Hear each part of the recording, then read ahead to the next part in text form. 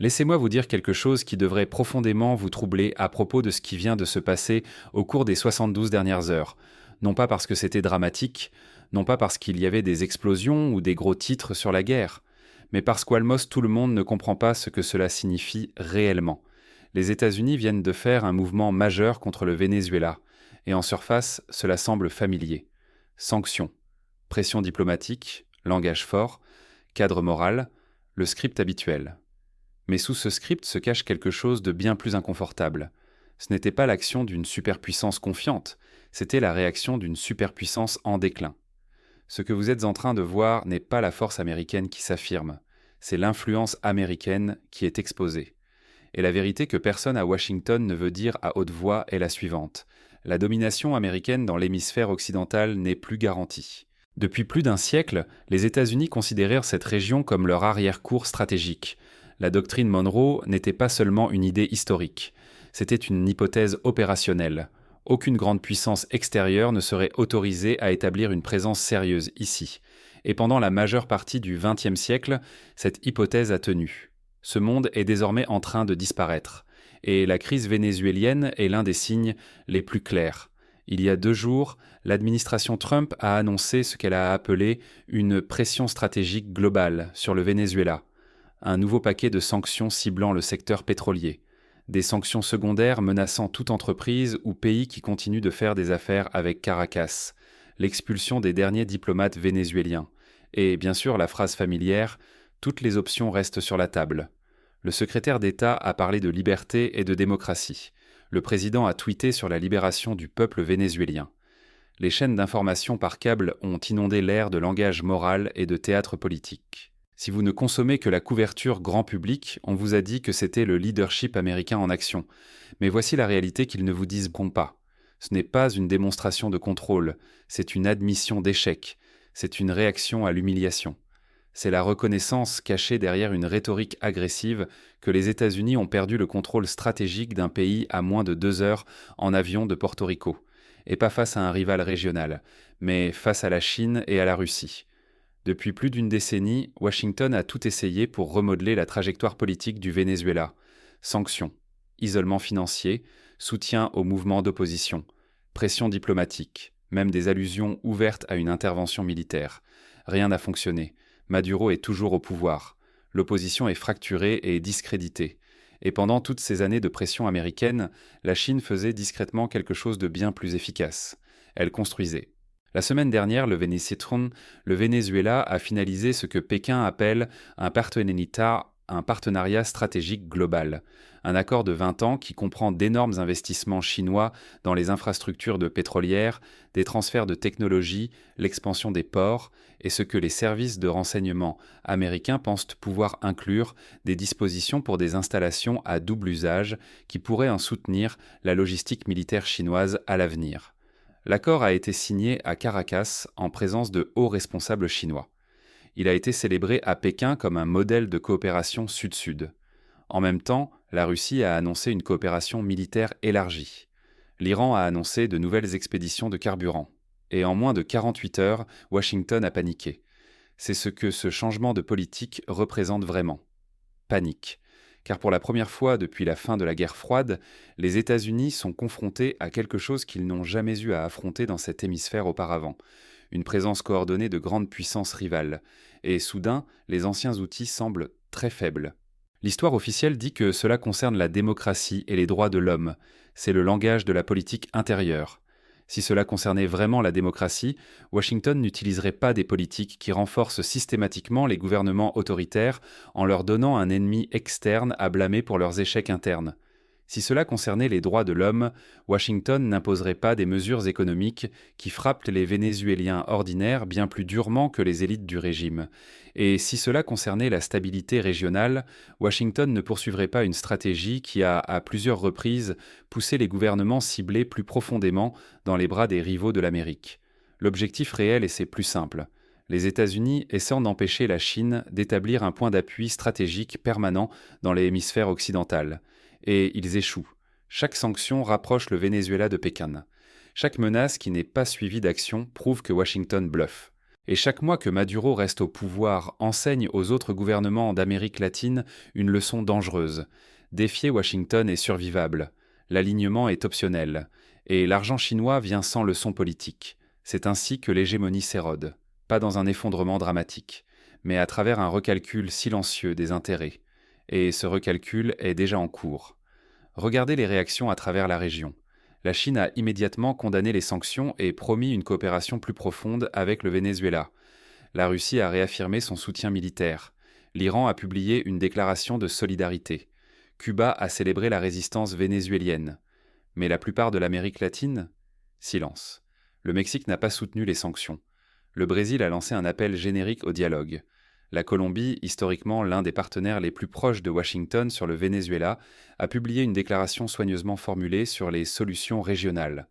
Traduction. Nous ne suivons pas votre exemple. Plusieurs gouvernements d'Amérique centrale n'ont rien dit du tout. Pensez à ce que cela signifie.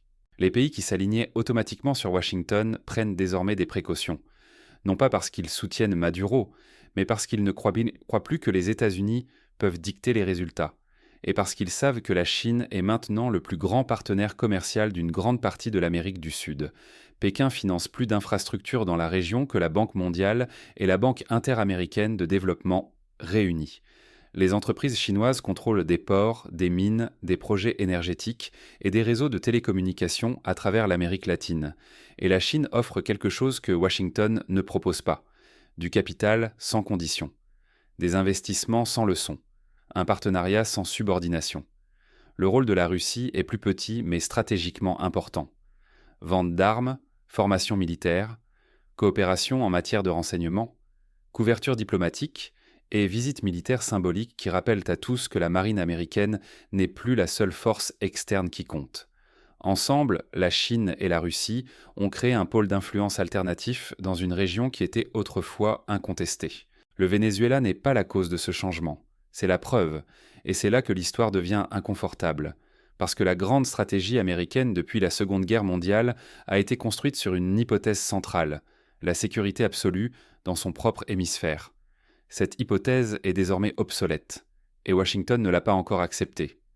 Dans la partie 2, nous allons examiner pourquoi cette politique échouera, pourquoi les sanctions ne peuvent pas atteindre ce que Washington veut, et pourquoi ce moment représente un tournant structurel plutôt qu'une crise temporaire. Parce que ce qui se passe au Venezuela ne concerne pas un seul pays. Il s'agit de la fin d'une ère. Maintenant, parlons de la partie que personne à Washington ne veut dire à voix haute. Cette politique ne fonctionnera pas. Pas peut-être. Pas si les choses tournent mal, elle échouera par conception, car elle repose sur une hypothèse qui n'est plus vraie. L'hypothèse est simple, que la pression économique peut encore forcer des résultats politiques dans des pays qui ont un grand soutien de puissance. Ce monde est révolu. Nous avons déjà des décennies de preuves. Les sanctions n'ont pas éliminé le gouvernement cubain. Elles durent depuis plus de 60 ans. Les sanctions n'ont pas arrêté le programme nucléaire de la Corée du Nord. Les sanctions n'ont pas changé le comportement régional de l'Iran. Elles ont rapproché Téhéran de Moscou et de Pékin. Les sanctions sur l'Irak dans les années 1990 ont détruit la vie civile et tué des centaines de milliers de personnes, tandis que le régime de Saddam est resté au pouvoir jusqu'à ce qu'il soit renversé par la guerre. Le schéma est constant. La coercition économique ne fonctionne que contre des États qui sont isolés et n'ont pas de puissants protecteurs. Le Venezuela n'est pas isolé. Il est maintenant intégré dans un triangle stratégique avec la Chine et la Russie. La Chine a investi trop pour laisser le Venezuela s'effondrer.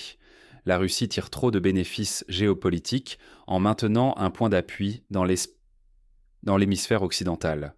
Et les deux ont déjà montré qu'ils étaient prêts à absorber des coûts économiques pour affaiblir l'influence américaine. Donc la vraie question n'est pas de savoir si les sanctions vont éliminer Maduro. Elles ne le feront pas. La vraie question est pourquoi les imposer de toute façon ? Parce que ne pas agir nécessiterait d'admettre quelque chose de politiquement impossible, que les États-Unis n'ont plus de levier. Et dans la politique des grandes puissances, admettre une perte de levier est souvent plus dangereux sur le plan intérieur que de le perdre discrètement. Cette politique ne concerne pas les résultats, elle concerne les apparences. Elle vise à montrer aux audiences nationales que Washington fait quelque chose. Elle vise à donner aux alliés l'impression de leadership. Et elle vise à éviter les mots qu'aucune administration ne veut prononcer. Nous ne pouvons plus contrôler ce résultat. Voici à quoi ressemble la sauvegarde de la face dans une puissance en déclin. Les outils sont utilisés non pas parce qu'ils fonctionnent, mais parce qu'ils sont les seuls outils restants qui ne nécessitent bon pas d'admettre une faiblesse. Mais cela crée un problème bien plus dangereux. Cela crée l'illusion d'une action sans stratégie. Et les illusions en géopolitique sont mortelles, parce qu'elles retardent l'adaptation. Et elles permettent aux problèmes de croître pendant que les dirigeants prétendent qu'ils sont gérés. Regardez maintenant le piège que Washington s'est créé. En s'engageant publiquement à un changement de régime au Venezuela, l'administration a défini le succès d'une manière qu'elle ne peut pas réaliser de manière réaliste. Tout échec à retirer Maduro sera désormais perçu comme un échec américain, non seulement par les rivaux, mais par les alliés et par les publics nationaux. Mais l'intervention militaire ne viendra pas. Il n'y a pas d'appétit politique pour cela. Il n'y a pas de soutien d'alliance pour cela. Et il n'y a pas de désir stratégique à l'intérieur du Pentagone d'ouvrir une autre confrontation complexe et à haut risque dans la région. Surtout pas un qui pourrait provoquer des réactions de la part de la Chine et de la Russie. Ainsi, Washington est piégé. Il a choisi un objectif qu'il ne peut pas atteindre. Et il a écarté la seule méthode qui pourrait théoriquement y parvenir, ce qui signifie que le résultat probable est prévisible, une rhétorique qui s'intensifie, des conditions économiques qui se détériorent pour les civils vénézuéliens, un ancrage plus profond de la Chine et de la Russie, et finalement une reconnaissance silencieuse et humiliante que la politique a échoué. Et pendant que ce processus se déroule, la situation stratégique continue de se détériorer. La Chine achèvera les projets d'infrastructure qui lui donnent un levier permanent sur les exportations d'énergie vénézuélienne. La Russie élargira la coopération militaire, système de défense aérienne, guerre électronique, peut-être même des droits de stationnement. Et chaque gouvernement en Amérique latine tirera la même conclusion. Les États-Unis ne peuvent pas empêcher les grandes puissances rivales d'opérer dans leur propre hémisphère. Cette conclusion redéfinira les comportements à travers la région. Les pays envisageant des investissements chinois dans la Belt and Road verront que Washington ne peut pas les arrêter. Les gouvernements envisageant des achats d'armes russes verront que les objections américaines ont peu de poids. Et les dirigeants pensant à une couverture entre Washington et Pékin comprendront quelque chose de critique. Défier les États-Unis n'est plus fatal, cela peut même être rentable. Ajoutons maintenant la dimension intérieure. Cette escalade survient à un moment où les États-Unis subissent une pression interne extraordinaire. Paralysie politique, infrastructures en ruine, une dette nationale de plus de 36 000 milliards de dollars, une fragmentation sociale et culturelle profonde. Et au lieu de concentrer des ressources et du capital politique sur ces problèmes structurels, Washington dépense de l'énergie pour un changement de régime dans un pays qui ne représente aucune menace directe pour la survie américaine. C'est un classique surétirement stratégique. Nous ne pouvons pas réparer nos propres ponts, mais nous voulons remodeler des gouvernements à l'étranger. Nous ne pouvons pas stabiliser notre propre tissu social. Mais nous croyons que nous pouvons réinventer les systèmes politiques ailleurs. Ce n'est pas de la force, c'est un déni. Et le déni vient toujours avant l'épuisement stratégique. Les coûts de cet échec ne sont pas payés par les personnes qui conçoivent d'eau ces politiques. Ils passent à des groupes de réflexion et des studios de télévision. Les coûts sont supportés par des Américains ordinaires, par des communautés de la classe ouvrière et par des civils vénézuéliens dont la vie deviendra encore plus difficile à mesure que les sanctions se resserrent. Et lorsque la crise humanitaire s'aggrave, la pression migratoire augmentera, ce qui créera plus de stress politique à l'intérieur des États-Unis. Et cela sera ensuite attribué à tout sauf à la politique qui a aidé à la créer. Voici à quoi ressemble une boucle de malheur stratégique. Une mauvaise politique crée de nouveaux problèmes. Ces problèmes sont utilisés pour justifier davantage de la même politique. L'écart entre la rhétorique et la réalité se creuse. Et finalement, même les alliés cessent de faire semblant. Ce n'est pas un argument moral concernant Maduro, c'est un argument sur le pouvoir. Et la réalité, c'est brutal. Cette stratégie ne l'éliminera pas. Elle renforcera la Chine et la Russie. Elle accélérera l'érosion de la crédibilité américaine. Et elle imposera des coûts tout en ne résolvant rien. Dans la partie 3, nous allons examiner le schéma historique plus large derrière cet échec et pourquoi ce qui se passe au Venezuela fait en réalité partie d'une transformation beaucoup plus vaste du système mondial. Parce que ce n'est pas seulement une question de l'Amérique latine. Il s'agit de la fin du monde post-guerre froide. Pour comprendre pourquoi le Venezuela compte tant, il faut cesser de le considérer comme une crise locale. Il ne s'agit pas d'un seul pays. Il s'agit de l'effondrement d'une ère stratégique entière. Pendant environ 30 ans après la chute de l'Union soviétique, le monde a vécu sous ce que les chercheurs appelaient un moment unipolaire. Les États-Unis n'étaient pas seulement la puissance la plus forte, ils étaient la seule puissance capable de façonner les résultats dans chaque grande région.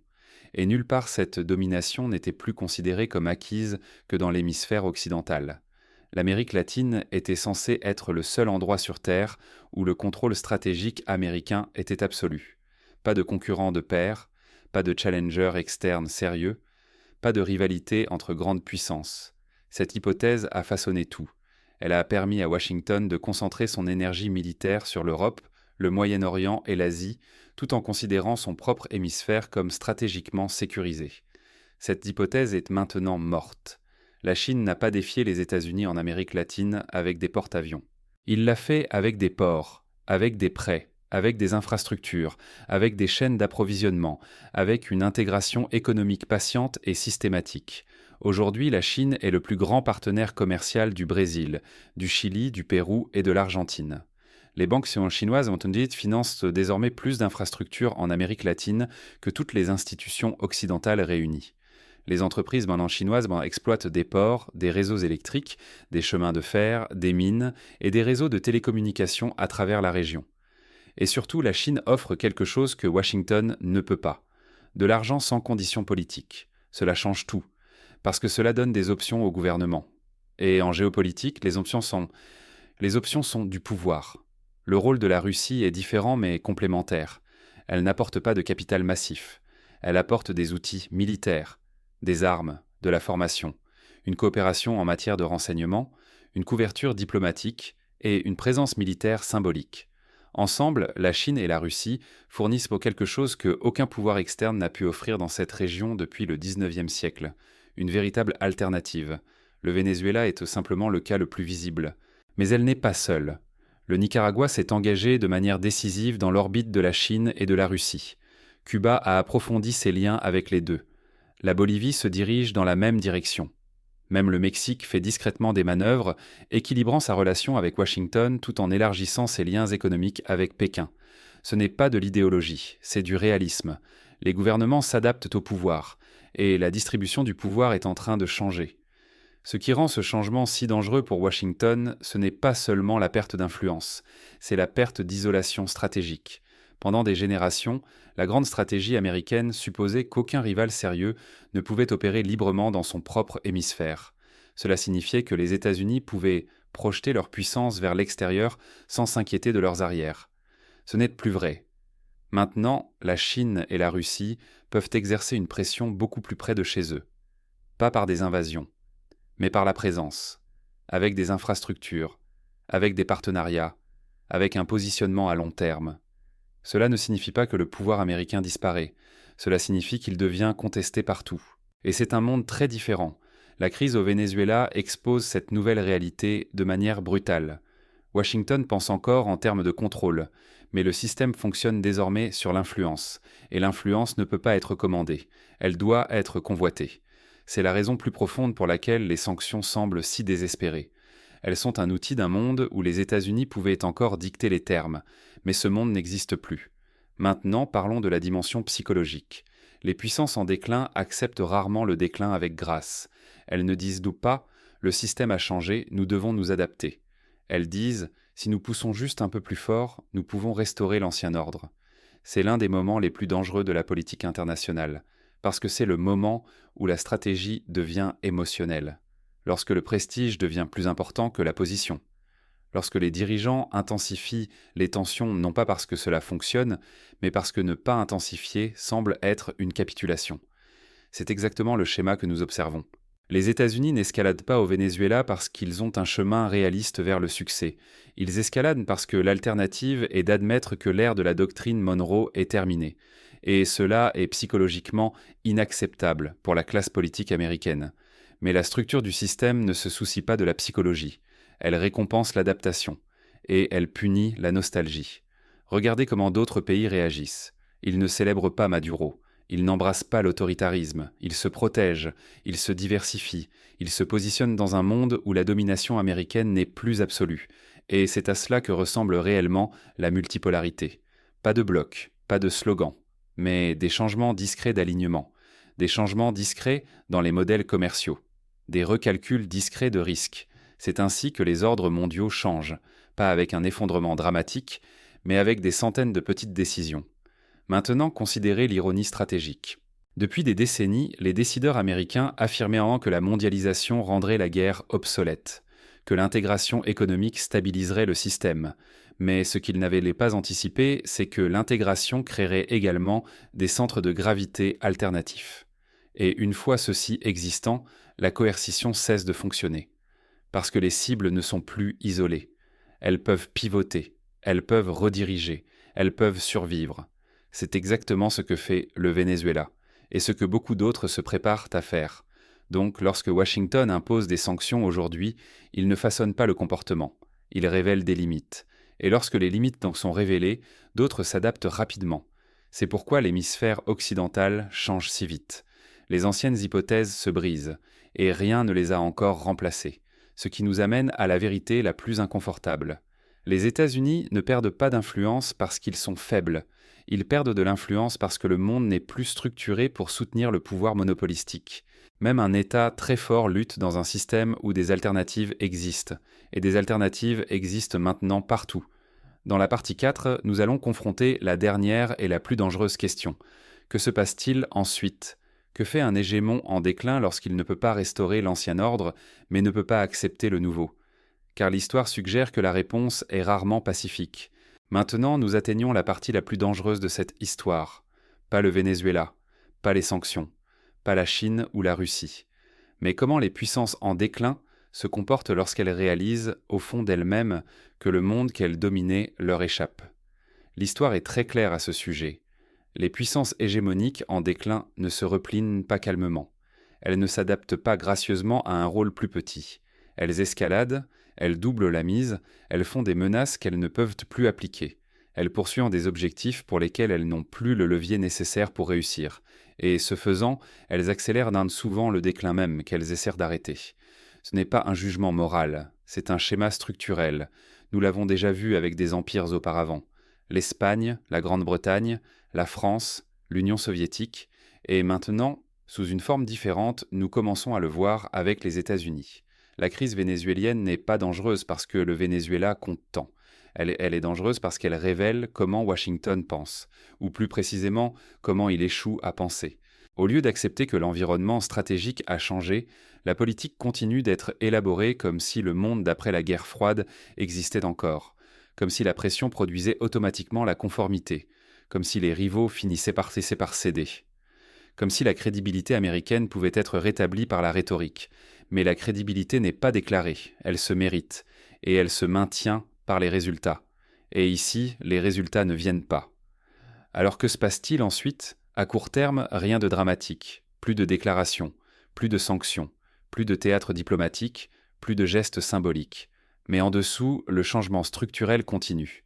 La Chine approfondit sa position économique, la Russie étend sa présence stratégique, d'autres pays se protègent, et l'influence américaine s'érode silencieusement. Le véritable danger n'est pas une grande crise, c'est une série de crises plus petites, chacune testant la détermination américaine, chacune exposant des limites, chacune rendant plus difficile le maintien de l'image de contrôle. Finalement, les dirigeants font un choix, s'adapter à un monde de compétition, ou essayer de forcer un retour à un monde de domination.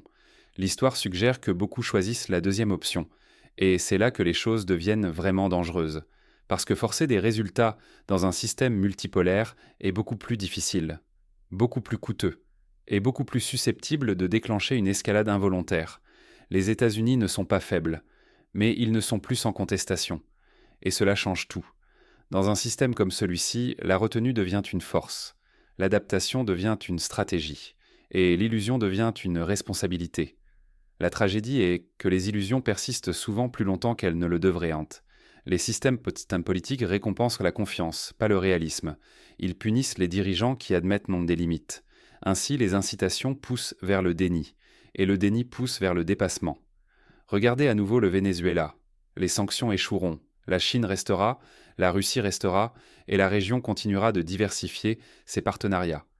Et quand cela deviendra indéniable, Washington fera face à une question qu'il a évitée pendant une génération. Peut-elle vivre dans un monde où elle est première parmi les égaux plutôt que le leader incontesté, ou continuera-t-elle à essayer d'imposer un ordre qui n'existe plus? Ce choix façonnera les 20 prochaines années de la politique mondiale, pas seulement en Amérique latine, partout. La fin de la doctrine Monroe n'est pas un slogan, c'est une réalité. L'hémisphère n'est plus fermé, le monde n'est plus unipolaire, et le pouvoir n'est plus quelque chose que l'on peut prendre pour acquis. La chose la plus dangereuse qu'une grande puissance puisse faire est de confondre mémoire et réalité. Et c'est la véritable crise cachée derrière le Venezuela. Pas un conflit régional, mais une transition mondiale. Et le refus de l'accepter